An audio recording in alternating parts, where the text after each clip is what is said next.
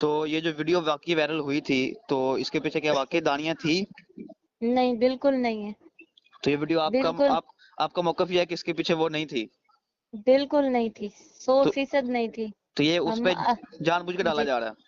یہ جان بوجھ کے ڈالے جا رہے ہیں۔ تو اس کے پیچھے کون تھا؟ وہ ویڈیو کیسے نکلی، پھر کیسے وائرل ہوئی؟ یہ اس کا آپ کے وہ پاس کیا جواب یاسر شامی نے کیا ہے، اس کے پروف ہے ہمارے پاس۔ اچھا، وہ ویڈیو آپ نے یاسر شامی کو دی تھی، اس نے وائرل کی ہے؟ ہم نے نہیں دی تھی، اس نے جیسے بھی نکالی اس کا بھی ہمیں نہیں پتا۔ اچھا، آپ نے دی بھی نہیں ہے؟ اس نے ہم نے نکالنے میں دی بھی نہیں ہے، جیسے بھی اس نے نکالی ہے نا، یہ تو اب انکوائری ہوگی نا، اس کے موبائل سے پتا چلے گا۔ ہمارے پاس تو پروف ہیں۔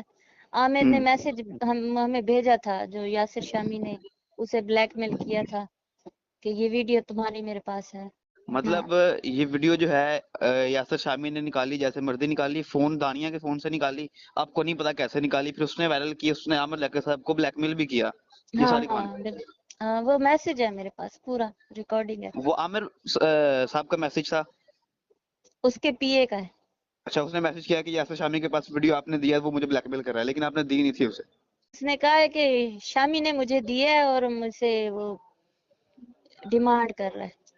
تو کیا ڈیمانڈ کر رہا تھا، یہ بھی کوئی بتایا تھا انہوں نے؟ وہ سارا کچھ ہے، بعد میں بتائیں گے، ابھی میری بیٹی آزاد ہو جائے، پھر بعد میں اب میدان آ گیا نا تو پھر ہمت نہیں ہاریں گے۔